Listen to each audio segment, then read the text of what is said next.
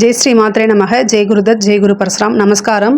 நான் கரூர்லேருந்து வல்சலா பணிக்கர், பிரசன்ன ஜோதிடர். இன்றைக்கி நம்ம சனி வக்ர நிவர்த்தி பலன்கள் தான் கன்னி ராசிக்கு எப்படி இருக்குன்னு பார்க்க போகிறோங்க. சனி எப்போ வக்ர நிவர்த்தி ஆகிறாரு அப்படின்னா ஐப்பசி மாதம் 29ஆம் தேதி நவம்பர் 15 பௌர்ணமி திதி பரணி நட்சத்திரத்தில் சனி வந்து வக்ர நிவர்த்தி ஆகிறாரு. கன்னி ராசியை பொறுத்த வரைக்கும் உங்களுக்கு ரொம்ப ரொம்ப நல்லது தான். வக்ர நிவர்த்தி வந்து ரொம்ப ரொம்ப அருமையான பலன்களை தான் உங்களுக்கு கொடுக்க போகிறாரு. 6ஆம் இடம் அப்படிங்கிறது வந்து சனிக்கு ரொம்ப ரொம்ப நல்ல பிளேஸுங்க. அதாவது அவர் 6ஆம் இடத்துல இருந்து 12ஆம் இடத்தை பார்க்குறாரு. பொதுவாகவே வந்து உங்களுக்கு விரயம் அப்படிங்கிறது வந்து நீங்கள் சுப விரயமாக மாற்றிக்கணும். சனி வந்து பொதுவாக இயற்கை அசுபராக இருந்தாலும் கூட சனி கன்னி ராசியை பொறுத்த வரைக்கும் உங்களுக்கு சுபர் தான். ராசி லக்னத்துக்கு அவர் சுபராக இருக்கனால சுபர் வந்து 12ஆம் இடத்தை பார்க்கறதுனால உங்களுக்கு விரயம் அப்படிங்கிறது இன்வெஸ்ட்மெண்ட்டாக மாற்றிக்கங்க. ஓகேங்களா? அதாவது புதுசாக ஒரு பிஸ்னஸ் ஆரம்பிக்கணும்னு நீங்கள் நினைக்கிறீங்க அப்படின்னா இந்த காலகட்டம் ரொம்ப அருமையான காலகட்டம். நல்ல உத்தியோகத்துக்கு போகணும்னு நினைக்கிறீங்களா? இந்த காலகட்டம் அருமையான காலகட்டம். அதுக்குண்டான முயற்சி பண்ணுங்கள். உறுதியாக நல்ல பலன்கள் தான் உங்களுக்கு கிடைக்கும். சனி வந்து 6ஆம் இடத்துல இருந்து அஷ்டமஸ்தானத்தை பார்க்கறது. அதே ஒரே ஒரு விஷயம் என்னன்னா ஹெல்த் சம்பந்தப்பட்ட விஷயங்கள்ல ரொம்ப ரொம்ப கவனமாக இருக்கணும். அலட்சியம் காட்டக்கூடாது. ஹெல்த் சம்பந்தப்பட்ட விஷயங்கள்ல மட்டும் நீங்க கவனமாக இருந்தாலே போதும். ஆல்ரெடி உங்களுக்கு வந்து சனியோடைய பார்வை 3ஆம் இடத்துக்கு இருக்கு. நீங்க முயற்சியை போடணும். கன்னிராசினாலே 24 ஹவர்ஸும் வேலை பார்க்குறதுக்கு சளைக்காத நபர்கள் தான் நீங்கள். 3ஆம் இடம்ங்கிறது முயற்சி ஸ்தானம். ஆல்ரெடி உங்களுடைய ராசியில் கேது வேற இருக்கிறாரு. இந்த கேது வந்து இப்போ எந்த விஷயத்தையுமே முடக்கி விடக்கூடிய அமைப்பு தான். சனி இப்போ வக்ர நிவர்த்தி ஆகிட்டார். அது ஒரு மிகப்பெரிய ப்ளஸ் உங்களுக்கு. இந்த கேதுவோடைய தன்மை மட்டும் உங்களுக்கு நீங்களே என்ன செய்யணும் அப்படின்னா முயற்சி பண்ணணும். ஏதாவது ஒரு விஷயம் எடுத்தாலும் உடனே அது வந்து ஃபெயிலியர் ஆகிறது, முடக்கிறது, இந்த விஷயங்களை மட்டும்தான் அவர் கொடுத்துக்கிட்டே இருப்பார். பட் ஆனால் வந்து சனி வந்து இவ்வளோ நாளாக வக்ரமாக இருந்தார். இப்போ வக்ர நிவர்த்தி ஆகிட்டார். இனி சுறுசுறுப்பாக வேலை செஞ்சீங்க அப்படின்னா நீங்கள் எடுக்கக்கூடிய அத்தனை முயற்சியுமே உங்களுக்கு வெற்றியை மட்டும்தான் கொடுக்கும். தொழில் ரீதியாக நல்ல வருமானம் வர்றதுக்கு உண்டான அமைப்பு, தொழில் ரீதியாக இடமாற்றங்கள், தொழிலுக்காக ஒரு இடத்த வாங்குறது, இந்த மாதிரி விஷயங்கள்லாம் உங்களுக்கு நல்லது நடக்கும். அதே மாதிரி தொழில் புதுசாக தொடங்குறது, ஏற்கனவே வந்து நீங்கள் தொழில் தொடங்கிட்டீங்கன்னா இன்னொரு பிரான்ச் அமைக்கிறது, இன்னொரு இடத்துல அது ஓப்பன் பண்ணுறது, இந்த மாதிரி அமைப்புகள்லாம் வந்து தொழில் ரீதியாக உண்டு. உத்தியோகத்தில் இருக்கவங்களுக்கு இது சூப்பரான டைமு. அதே மாதிரி டிரான்ஸ்ஃபர் கிடைக்கிறது. சில பேத்துக்கு வந்து இந்த கேது இருக்கனால நீங்கள் விரும்பாத இடத்துக்கு கூட உங்களுக்கு வந்து பணியிடை மாற்றம் வரதுக்கு உண்டான வாய்ப்புகள் இருக்குது. அதுவும் அரசாங்க உத்தியோகத்தில் இருக்கவங்களுக்கு இது வரதுக்கு உண்டான வாய்ப்புகள் அதிகமாக இருக்குது. ஆஞ்சநேய வழிபாடு பண்ணுங்கள். இது வந்து உங்களுக்கு வந்து தேவையில்லாத நெகட்டிவாக உங்ககிட்ட கொண்டு வராது.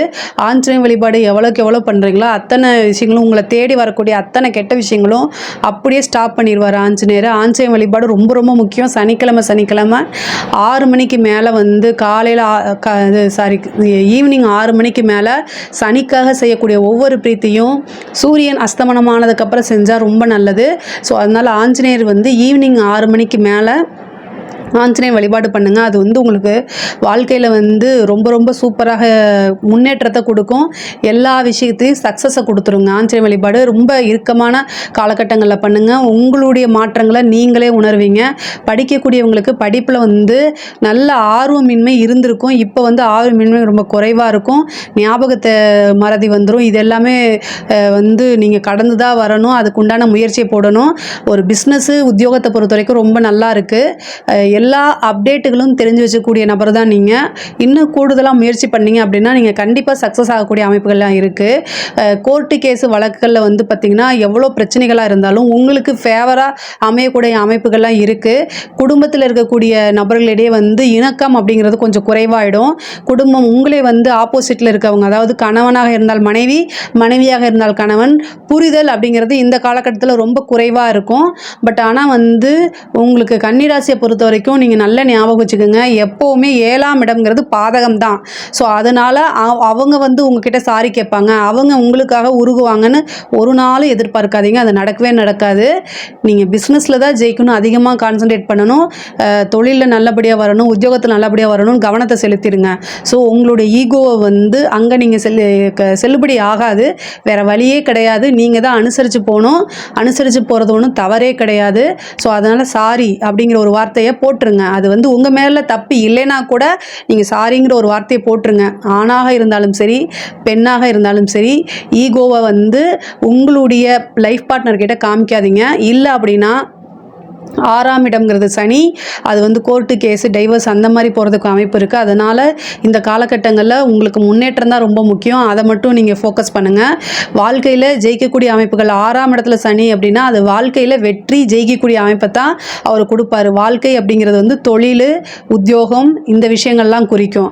அதே மாதிரி ரிலேஷன்ஷிப் அப்படிங்கிறது வந்து கொஞ்சம் டேமேஜ் பண்ணும். ஸோ அதனால் பேலன்ஸ் பண்ணி போகிறது ரொம்ப ரொம்ப நல்லது. பெண்களை பொறுத்த வரைக்கும் இது சூப்பரான டைமு, முன்னேறக்கூடிய காலகட்டம் தான். நீங்கள் எதை தொட்டாலும் சக்ஸஸ் ஆகும்.